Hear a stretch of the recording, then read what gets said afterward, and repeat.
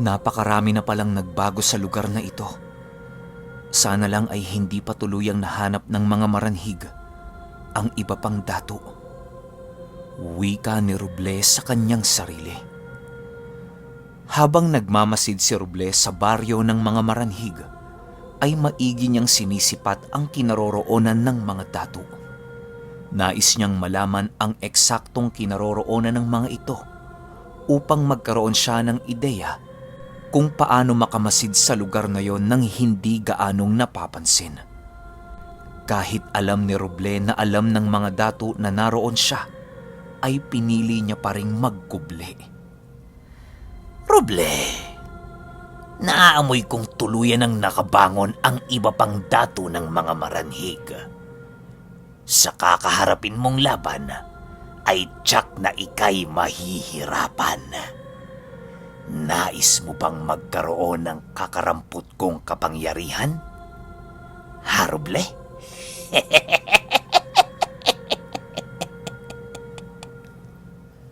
Wika naman ng demonyo sa kanyang isipan. At ano ang kapangyarihang iniaalay mo sa akin? Tanong naman dito ni Roble. Isa sa mga kapangyarihang iginawad ko sa mga datong kalaban mo. Magiging kasing lakas mo na ang isa sa kanila, Roble. Kung yun ay tatanggapin mo ang alok ko. Yun nga lang, Roble. Manghihingi ako sa'yo ng konting kabayaran. Ano? Sagot naman dito ng demonyo. Nang marinig ito ni Roble ay pinag-isipan niya ito ng maigi kung ano ang magiging kabayaran kung sakaling tatanggapin niya ang kapangyarihang yon. Animoy si Roble noong mga panahong yon ay unti-unti nang nahuhulog sa mga kamay ng demonyo. Sa bawat pagdadalawang isip ni Roble ay siya namang pagbigat ng medalyon na nasa kanyang leeg. Roble, hindi mo kailangan ng alok ng demonyo. Huwag mo sanang kalilimutang kasangga mo ako. Wika ng kalis sa kanyang isipan. Nang marinig yon ni Roble ay unti-unting bumabalik ang wisyo nito at natatanggal na ang kanyang pagkaganid sa kapangyarihan. Ang pagkaganid, Roble, ay isang paraan ng dyablo upang ikay malinlang nito. Marunong kang makontento sa kung anong meron ka at sa kakayahang taglay mo. Magtiwala ka sa iyong sarili dahil walang imposible. Dagdag pa ng kalis. Matapos nilang makapag-usap ay muling ibinaling na ni Roble ang kanyang wisyo sa baryo ng mga maranhig. Nanatiling nakakubli si Roble noong mga oras na yon, gawa ng napakaraming maranhig ang naglalakad sa huling bundok ng baryong pugad ng mga ito. Oy, Alberto, anong ginagawa mo dyan? Kanina pa kami sa likuran mo. Wika ng isang nilalang na nasa kanyang likuran. Matapos itong marinig ni Roble, ay agaran din naman ang pagtakbo nito papalayo sa lugar na kinaroroonan niya. Alam niya na ang maranhig na nagsasalita noong mga oras na yon ay ang nakaharap niya sa bahay ni Nong Jem. Ano ka ba? Maranhig ka tapos ni hindi mo man lang ako naramdaman. Sa dinami-rami ng nilalang na pwede mong kitilan ng buhay, ay bakit ang mga mambabarang ko pang alagad? Napakarami mo ng kasalanan, Alberto. Napapanahon na siguro upang bumalik ka sa pinanggalingan mo. Dagdag pa nito. Nang marinig ito ni Roble ay agara naman itong hinawakan ang buntot paging dala niya. Walang sabi-sabi ay sinugod niya ang kinaroroonan ni Amon upang paslangin ito. Paghampas niya ng buntot kay Amon ay bigla itong naging isang usok. Magagalit ang lolo mo, Alberto. Hintayin mong magkabangga kayo para malaman mo ang salitang respeto. Dagdag pa nito. Kahit nagsasalita pa si Amon noong mga oras na yon, ay patuloy pa rin sa pag-atake si Ruble. Hindi na niya muna pinalabas ang kalis dahil nais niyang harapin ang isang datu gamit ang sarili niyang abilidad. Nais niyang gumawa ng pagkakataon sa datong yon upang mapaslang ito. Marami kasing itinatagong gamit si Ruble na siyang pangunahing pangontra laban sa mga maranhig. Lumipas pa ang ilang minutong pagtutunggali ng dalawa ay hindi na rin napigilan ng datong yon na maging isang maranhig. Paglalarawan ni Ruble sa itsura ni Amon ay meron itong patulis na ilong at nangingitim na katawan. Wala din yung mga labi at nakausli ang lahat ng pangil nito. Naglalaway din yon na merong nanlilisik na mga mata. Ang katawan naman ni Amon ay naging butot balat dahil sa pagkawala ng buong kalamnan nito. Nagsihabaan din ang mga kuko ni Amon na patulis ang disenyo. Matapos nitong makapagpalit ng kaanyuan, ay agad din namang hinawakan nito ang butong espadang nakasabit sa kanyang likod. Nag-aangil na si Amon noong mga oras na yon na para bang gigil na ito na pumatay. Pagsugod na pagsugod dito ni Ruble ay bigla naman itong sinangga ang pag-atake niya gamit ang buntot pagi. Nang masangga na ito ni Amon, ay doon na nagkalapit ang kanilang mga muka. Bumalik na kayo sa himlayan nyo. Hindi kayo kailangan ng mga tao rito! Wika ni Ruble kay Amon. Kakagising ko lang, Alberto. Ilang daang taon ang ginugol ko sa batong aking kinahihimlayan. Ang nais ko lang naman ay ang pagkawasak ng mundo at ang paghari namin dito. Sagot naman ni Amon. Ruble, ilusyon ang pangunahing kapangyarihan ni Amon. Huwag kang magpapalin lang sa mga nakikita ng iyong mga mata. Wika ng demonyo sa isipan ni Ruble. Tawagin mo lang ako at ako ay makikipaglaban para sa'yo. Dagdag pa ng kalis. Matapos itong marinig ni Ruble, ay hinayaan niya na lamang ang mga ito. Hindi kasi nais ni Ruble na mapadepende sa lahat ng oras sa kalis na kanyang kasangga. Patuloy pa rin ang paglalaban nila Ruble hanggang sa dumating ang pagkakataong nagkadikit na naman ang kanilang mga muka. Alberto, di pa kita ginagamitan ng abilidad ko. Hayaan mo nang dalhin kita sa iyong tagapaglikha upang maging mas makapangyarihan na ulit ang ating lahi. Wika ni Amon. Nang marinig ito ni Ruble, ay kasabay nito ang pagsipat niya sa isa pang Amon na papasugod sa kanya. Pagbalik niya ng tingin sa kanyang harapan, ay laking gulat na lamang niya na ang nilalang na kanyang kadikit ng muka ay ang namaalam niyang ama. Doon na nag-umpisang makaramdam ng kilabot si Ruble dahil sa kanyang mga nasilayan. Buong lakas siyang kumawala sa pagkakadikit nila dahil sa sobrang takot. Anak, bakit mo kami iniwan? Tanong ng yumao niyang ama. Habang nagsasalita ang kamukha ng yumaong ama ni Ruble, ay patuloy pa rin silang naglalaban ni Amon. Napakarami ng galos ang natamo ni Ruble noong mga oras na yon dahil sa lakas ng pag-atake ng datu. Maliban pa dyan ay nasusugatan rin si Ruble ng mga nagsisihaba ang kuko nito sa katawan. Wala kang karapatang paglaruan ng mga alaala ng ama ko! Sigaw ni Ruble habang umiiyak. Matapos nitong makasigaw, ay bigla namang lumitaw ang kalis sa harapan nito. Agad nitong sinugod ng buong lakas ang dato upang kitilan yon ng buhay. Pero sa bawat pagsugod ng kalis kay Amon, ay hindi niya yon mahuli-huli. Nagiging usok kasi si Amon sa tuwing tinatamaan yon ng kalis na siyang kasangga ni Roble. Nang mapansin ng kalis ang kawalan ng pag-asang matamaan ang datu ng mga maranhig, ay ipinamalas na nito ang kanyang kakaibang abilidad. Si Roble naman noong mga oras na yon ay nanatili sa kanyang kinatatayuan dahil patuloy ang pagsipat ni Roble sa ilusyon ng kanyang yumaong ama. "Huwag kang magduda, Roble. Manalig ka sa aking kakayahan," wika ng kalis sa isipan ni Roble. Paghawak ng kalis sa kanyang sandata, ay biglang lumiyab yun na halos matupok na ang buong paligid na kinaroroonan nila.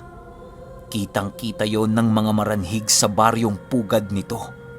Animoy ang pagliyab ng kalis noong mga oras na yon ay maihahalin tulad sa isang araw.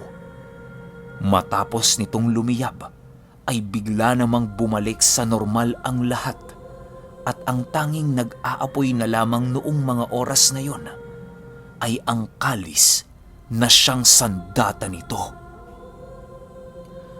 Panahon na, Roble, para makita mo ang iba ko pang taglay na kapangyarihan. Di ako binangsagang tagapagbantay ng kalis nang walang dahilan. Dagdag pa ng kalis sa kanyang isipan.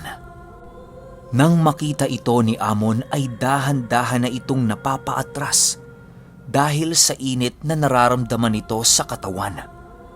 Pagsugod ng kalis kay Amon ay sinabayan naman ito ni Roble upang hindi na tuluyang makatakas pa ang datong yon. Nang papalapit na sila rito ay gumawa naman yon ng mga ilusyon upang maprotektahan ang kanyang sarili. "Ang gabay ng Apo! Narito na!" Sigaw ni Amon sa mga kasama nito. Kahit napakaraming ilusyon ang ginawa ni Amon, ay hindi pa rin yun sapat upang makatakas siya sa mga kamay ng kalis. Paglapit ng kalis kay Amon, ay hindi na muli itong nagkaroon ng pagkakataon upang mag-anyong usok. Pagkabaon ng nagliliyab na kalis sa katawan ni Amon, ay pilit pa rin itong nakikipaglaban sa kanyang buhay. Agad nitong hinawakan ang nagbabagang kalis upang maalis yon sa pagkakabaon sa kanyang katawan. Bigla itong tinubuan ng 4 pang mga kamay upang maalis ang pagkakabaon ng nagliliyab na kalis. Dahil sa nakatuon ang lahat ng wisyo nito sa kalis, ay hindi nito namalayan. Si Roble ay nasa kanyang likuran na. Nang nagkaroon ng pagkakataon si Roble, ay agad niyang pinaghahampasyon ng buntot pagi hanggang sa tuluyan na itong manghina. Nabitawan na din ito ang kalis na kanyang pinipigilan, maging ang kanyang sandata. Dahil sa pangyayaring yon ay nagawa na ng kalis na mahati ang katawan ni Amon sa 2. Kasabay ng pagkahandusay ng wala ng buhay na dato ay ang paglaglag naman ng mahiwagang sandata nito. Nasa kaanyo-anyo ng isang salamin na agarang nabasag pagkahiwalay nito sa katawan ng dato. Matapos ang mga pangyayaring yon, ay ang pagdating ng mga maranhig na halos hindi malaman ang bilang. Maging ang datong merong hawak ng kampilan ay nasipat ni Roble na papasugod sa kanila. Wala nang pagpipilian si Roble nung mga oras na yon kung hindi ang harapin ang di mabilang na dami ng mga maranhig. Itinago niya muna ang kanyang buntot paging hawak dahil sa mas mahihirapan na siyang gamitin ito. Bumigat kasi ng 10 ulit ang buntot paging hawak ni Roble dahil sa hindi masukat na bilang ng mga maranhig. Kaya ang nilabas niya lang noong mga oras na yon ay ang patalim na kahoy ng sinukuan at ang boteng merong tubig. Agar naman ang paglagay ni Roble ng tubig sa kanyang sandata upang maging mas epektibo ito kontra sa mga maranhig. Nang papalapit na ang mga maranhig sa tuktok ng bundok na kinaroroonan nila, ay agaran din naman ang pagsugod dito nila Roble. Paghampas ng kalis ng kanyang sandatang napakahaba, ay agad din namang napuksa nito ang mga maranhig na naunang sumugod sa kanila. Natigil lang ang pag-atake ng kalis nang masanggana ito ng kampilan. Ngumingisi-ngisi pa ang datong yon habang patuloy na sinasangga ang pag-atake ng kalis. Si Roble naman ay patuloy ang pagsugod sa mga maranhig na malapit na sa kanilang kinaroroonan.